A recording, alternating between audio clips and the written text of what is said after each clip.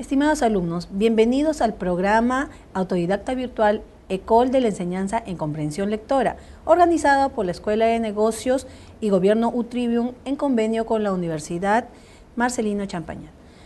Hoy hablaremos sobre estrategias para la enseñanza de la lectura inicial, título de la unidad 1 del curso 6, estrategias para el aprendizaje de la lectura 2. Mi nombre es Carmen Magali Meléndez Jara, tengo estudios en psicología y una licenciatura en educación en nivel primaria, elaborado como asesora de proyectos educativos y actualmente me desempeño como docente de la Universidad Nacional Mayor de San Marcos. El objetivo del curso es propiciar el aprendizaje de una metodología innovadora, planificada y sistemática para la enseñanza. Aprendizaje de la lectura bajo un modelo teórico, cognitivo y psicolingüístico con el fin de poder intervenir en el aula a través de técnicas y estrategias variadas en el campo de la investigación educativa. En esta unidad, la unidad 1, vamos a trabajar estrategias para la enseñanza de la lectura inicial. Hemos dividido esta parte en las variables prelectoras, especialmente en la conciencia fonológica. Vamos a trabajar algunas pautas de cómo se puede intervenir en conciencia fonológica y después vamos a enseñar cómo uno podría como docente insertar o trabajar el tema de la lectura inicial, ¿no?, en las aulas, especialmente en el tercer ciclo de la ABR. Vamos a ir en esta secuencia. Tratemos de recordar acerca de la conciencia fonológica y vamos ahora a entrar a las estrategias que podríamos utilizar. Habíamos dicho en algún momento que la conciencia fonológica era una habilidad metalingüística que nos permitía como capacidad el manipular, ¿no?, los segmentos del lenguaje, ya sea los fonemas, las sílabas, algunos autores dicen hasta las palabras. Esta capacidad, ¿no?, de poder manipular debe tener una conciencia. Bien, en la diapositiva 5 ustedes pueden notar una definición como la capacidad o habilidad que posibilita, en este caso, a la persona que quiere leer o que va a aprender a leer, el reconocer, identificar, deslindar, manipular de forma deliberada, con conciencia, ¿no?, y obrar con los sonidos, en este caso fonemas, yo diría también sílabas, palabras, para que pueda él acceder en un futuro a la lectura. ¿Qué estrategias podemos trabajar en las aulas en cuanto a habilidades metalingüísticas? Hay una serie, ahora en la actualidad han aparecido una serie de propuestas. Tenemos, por ejemplo, en el Uruguay, Ariel Cuadros propone un trabajo en conciencia fonológica bastante interesante en un programa. En el Perú tenemos los trabajos de la docente, la doctora Esther Velarde Consoli, que trabaja jugando con los sonidos. Es un trabajo bien interesante que lo ha aplicado en el Perú y con muy buenos resultados. A lo largo de la historia, por ejemplo, Jesús Alegría nos da una serie de pautas acerca de cómo trabajar la conciencia fonológica. Es innegable esta variable para poder acceder a la lectura. Y esta variable la debemos ir sistematizando para poderla aterrizar como una estrategia metodológica, pero sin olvidarnos del concepto, sin olvidarnos de las propuestas teóricas que tiene la conciencia fonológica y su importancia. La conciencia fonológica no solamente juegos de sonidos, implica también el desarrollo del lenguaje del niño. Entonces, este desarrollo, entenderlo también desde su punto de vista evolutivo, pero también entender que la sociedad es quien ayuda a desarrollar el lenguaje. Y la conciencia fonológica, como parte del lenguaje, parte del pensamiento, requiere de la sociedad y en este caso los docentes con una sistematización de este conocimiento para poder desarrollarla. En la diapositiva 7 vamos a recordar una secuencia que la habíamos presentado en otro curso acerca de cómo va evolucionando la presentación de las unidades fonológicas. Por ejemplo, en un primer momento tenemos las palabras. Hablábamos de que la persona que iba a aprender a leer, en este caso vamos a poner a los niños, ellos primero hacen segmentación léxica porque trabajan con palabras. Primero hacen un análisis de palabras, las segmentan, las unen, en este caso podemos decir un análisis, una síntesis, hacen un juego de palabras. Luego pasaríamos a un trabajo de sílabas que es bastante sencillo el trabajarlos en la educación inicial, especialmente en los primeros años. Las sílabas iniciales y finales son bastante sencillas de reconocer. Las mediales sí van a requerir un poco más de tiempo. Diríamos que a finales de la educación inicial sí los niños pueden reconocerlo y pueden reconocer las sílabas mediales en las palabras y poder compararlas también. Hay actividades de la conciencia silábica que son más complejas que otras. Entonces, este nivel silábico sí se puede trabajar, ¿no?, durante los primeros años de educación inicial y por qué no decir en el primer ciclo de la ABR también, ¿no?, en niños menores de 2 años. Tenemos luego, dentro de después de la evolución de las unidades fonológicas, las unidades intrasilábicas. Esto sí requiere de tener lectura, es decir, un niño para poder hacer unidades intrasilábicas necesita dominar los fonemas y poder darse cuenta de los segmentos de un fonema. Habíamos hablado en algún momento del onset, de la rima y del núcleo vocálico y de la coda. Entonces, ¿cómo poder analizar en qué sílabas están estos segmentos, ¿no? Y dimos un ejemplo, en este caso, de la palabra tren, donde la T era, en este ejemplo, el primer segmento del onset, la R era el segundo segmento del onset, la E era el núcleo vocálico y la N era la coda. Una vez que analizamos este segmento silábico, uno puede darse cuenta dónde es que el niño no tiene conciencia. Si un niño en vez de decir tren, él dice ten, diríamos que el problema está en el segundo segmento del onset. Y esto haría de que nosotros como profesores o como especialistas hagamos una intervención en este segmento puntual para poderlo ayudar, dando algunas palabras, algunas actividades que le permitan insertar en diferentes palabras que tengan la misma estructura esta R de la cual carece en el segundo segmento del onset. Bien, las unidades intrasilábicas van a requerir de que el niño aprenda a leer, de que el niño domine la regla de conversión grafema-fonema. No es fácil hacer este análisis intrasilábico en el mismo niño.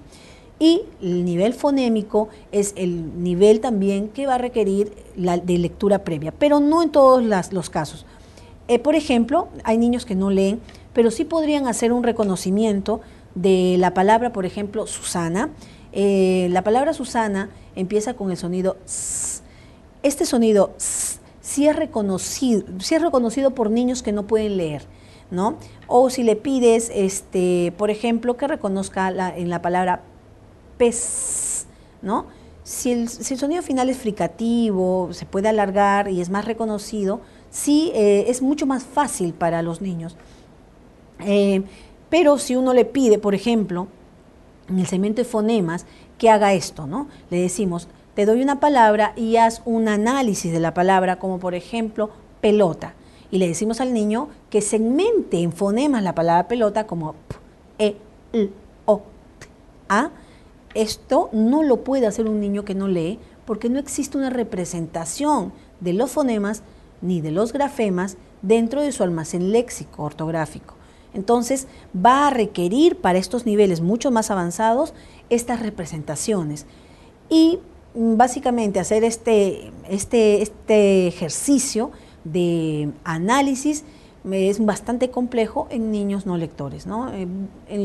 Como hemos dado el ejemplo hace un momento, esos fonemas mucho más reconocibles en palabras sí lo puede hacer un niño que no lee.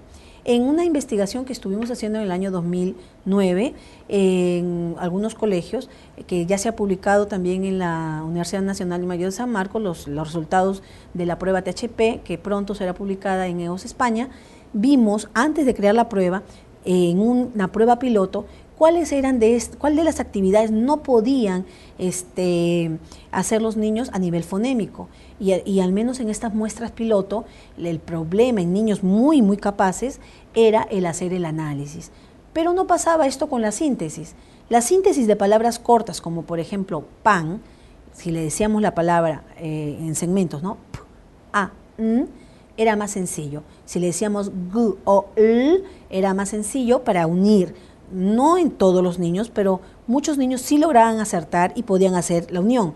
Pero del 100% de niños, cuando le pedíamos el análisis, que separaran la palabra en segmentos pequeños, no lo podían hacer. Esto nos demuestra que Hay niveles mucho más complejos, lo que decían acerca de la teoría de desarrollo bidireccional de la conciencia fonológica, es decir, necesito de conciencia fonológica para leer, pero el leer también necesita de la conciencia fonológica, es una retroalimentación tanto de ambas. Conciencia fonológica necesita lectura y lectura de conciencia fonológica se demuestra en algunas investigaciones que estamos haciendo en el Perú y que podemos encontrar en la evolución, si queremos llamarlo así, del aprendizaje de la conciencia fonológica. Podemos darnos cuenta de que debemos saber intervenir en el aula y no podemos hacer algunos ejercicios con ciertos niños y otros ejercicios con otros, ¿no? Entonces, habría que ver el nivel educativo de ellos. Bien, una vez que tenemos estos conceptos, yo sugiero que revisen el curso número 5, donde se les ha explicado acerca de la conciencia fonológica. Vamos a entrar ya con estrategias. ¿Qué podemos aconsejar dentro de la conciencia fonológica? Cuando trabajamos en el aula, se orienta o se sugiere de que las sesiones sean semanales, es decir, yo diría que sean de preferencia todos los días y que se articulen con muchas áreas. La conciencia fonológica se puede articular con todas las áreas, como personal social, ciencia ambiente, matemática. La conciencia fonológica puede estar presente en cualquier momento del día, en actividades programadas como no programadas, como le llaman algunos el currículum blanco, ¿no? Que no ha sido algo programado, es una actividad que ha salido espontáneamente y podemos hacerlo. La conciencia fonológica debe hacerse diariamente. También es importante hacer algunas rutinas que indiquen un inicio, un cambio de actividad, ¿no? Podríamos insertarlo en actividades permanentes, ¿no? También es bueno empezar el trabajo de conciencia fonológica insertando lo lúdico, diciendo la palabra, por ejemplo, ahora vamos a jugar, vamos a divertirnos, para que los niños vean que es bastante amigable trabajar con conciencia fonológica. También es interesante que se establezcan normas desde el primer día, ¿no? Saber de que la conciencia fonológica requiere de estar atento, requiere de jugar, de poder participar, de darte un momento de poder pensar. Entonces, hay ciertas normas. Al nivel pragmático también es importante que uno propicie el poder escuchar, porque los niños van a salir al frente a hacer una especie de plenaria y socializar lo que ellos están produciendo, y también no solo escuchar con una escucha activa, sino intervenir en el momento adecuado y contextualizar lo adecuado. Se sugiere no solamente en conciencia fonológica, sino en toda actividad usar reforzadores. Los reforzadores ayudan a los participantes a poder incrementar conductas, si en el caso que uno desea, una conducta positiva, ¿no? Porque también podemos reforzar conductas inadecuadas. Lo importante es incrementar conductas positivas que lleven al niño a poder o insertarse en el aprendizaje, ¿no?, de la conciencia fonológica. Bueno, las sesiones, como muchos profesores pueden interesarse o pueden manejar, comienza con la motivación, una rima, una canción, una ritalía, una gitanjáfora, presentar algún tipo de secuencia, cuento, ayuda mucho a insertarte en el tema de la conciencia fonológica. Durante la sesión tenemos que iniciar el juego con una motivación de entrada y tendríamos que preparar a los niños a través de la realización de tareas que se van a trabajar en ella, ¿no? Por ejemplo, en la diapositiva 11 vemos a una profesora que trabaja una caja de sorpresas, ¿no? Y vemos ahí de que empieza con la curiosidad del niño para poder trabajar luego estos elementos que están dentro de la caja y poder trabajar una serie de niveles en la conciencia fonológica. Bueno, habría que tener juegos concretos, tenemos que ver algunos materiales a utilizar, las instrucciones del juego. Muchos de los programas de conciencia fonológica vienen con instrucciones muy específicas. Lo que podríamos hacer es adaptar estas actividades a nuestras programaciones, sesiones diarias y, de hecho, con la creatividad que tienen muchos docentes, hacer una propia estrategia y validar sus estrategias, ¿no? El juego se ejecuta estando con los niños bastante atentos, de preferencias, todos sentados en sus sitios para que puedan escuchar las instrucciones. Bueno, y se podría hacer, en el caso, después de hacer un juego, reforzar la actividad con una actividad de extensión, ya sea con el trabajo gráfico plástico, aplicación de alguna ficha, se puede trabajar algún tipo de material creado por la docente que le permita hacer una transferencia desde lo pragmático hacia lo visual. Bien, si en el caso que querramos hacer o crear una ficha de aplicación para la conciencia fonológica, es importante en la fase gráfico, o le llamaría Bruna en la fase icónica, sería muy bueno comunicar al niño qué pretendemos lograr con esa ficha o con ese material que hemos creado para que el niño resuelva. Se solicita luego a los niños que se fijen en los dibujos, y es importante, porque la conciencia fonológica se trabaja mucho con gráficos, que los chicos digan qué cosa es el elemento que está en los dibujos. Sería bueno que dijeran para qué sirve, dónde lo han visto, para poder trabajar las ideas previas y así poder enriquecer el aspecto semántico de los chicos, ¿no? La ficha de preferencia se va, y es un tema más por el aprendizaje significativo. Sería muy bueno que cada niño tuviese su material para que lo resuelvan de forma individual. Eso no quita el trabajo grupal, pero muchas veces para poder insertar la conciencia fonológica debemos tener un momento, un espacio donde hagamos un análisis propio. Y eso se permite cuando uno hace una actividad de extensión o una actividad como una ficha de aplicación basada en la conciencia fonológica. Uno tiene que ser muy puntual en este tema, ¿no? Se deben usar rimas para comunicarse con los niños, y finalmente se puede hacer un juego de salida para poder mantener la motivación hasta el final, aunque la motivación es cíclica, ¿no? Sabemos que se da en cualquier momento del aprendizaje. Bien, en la diapositiva 14 vamos a enumerar una serie de estrategias que van a poder encontrar en las siguientes diapositivas. Ustedes tendrán la oportunidad de revisar el material, los ejemplos, las propuestas que le estamos dando. Por ejemplo, hay un juego llamado jugar con la duración acústica de las palabras. Otro juego es reconocer y reproducir rimas, aislar la unidad de una sílaba o de un fonema dentro de una palabra, identificar las palabras de una frase, clasificar las palabras por unidades, sílabas o fonemas, contar las unidades en sílabas o fonemas de una palabra, reconocer una unidad del habla, ya sea en sílaba o fonema, sintetizar o mezclar unidades en sílabas o fonemas para formar palabras, descomponer una palabra en unidades. Todos estos juegos los vamos a encontrar a partir de la diapositiva 16 hacia adelante. Tenemos también en la diapositiva 15, continuamos con 6 juegos más, por ejemplo, añadir una unidad a una palabra, especificar qué unidad ha sido suprimida de una palabra, sustituir una unidad, sílaba o fonema de una palabra a otra, invertir el orden de las unidades de una palabra, suprimir una unidad de una palabra. Y también en este caso Silvia de Fior, que de ella es la propuesta, en el año 2000 nos dio esta propuesta, ella sugiere que hagamos escritura inventada para poder trabajar con conciencia fonológica. Bueno, como les dije, en la diapositiva 16 van a encontrar, por ejemplo, un juego donde van a reconocer las palabras más largas, las más cortas, y es decir, ver o jugar con palabras con diferente duración acústica, ¿no?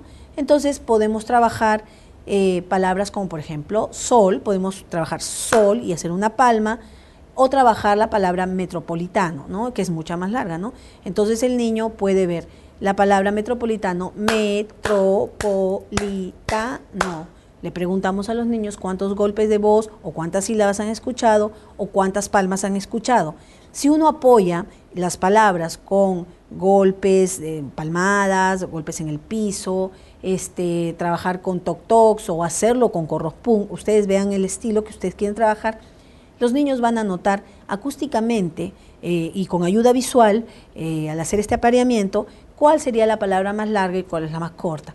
Se sugiere que en esto el tema de palabras largas y cortas, una vez trabajado primero acústicamente, se coloquen luego las flashcards o las palabras ya de forma visual, y el niño podría hacer una asociación, ¿no? ¿Cuál es la palabra más corta y cuál es la palabra más larga, ¿no? Y así podemos trabajar. En conciencia léxica, que en este caso aquí le llaman identificar las palabras de una frase, podemos trabajar una serie de oraciones y dividirla en palabras. Por ejemplo, Carlos come pan. Carlos come pan tiene tres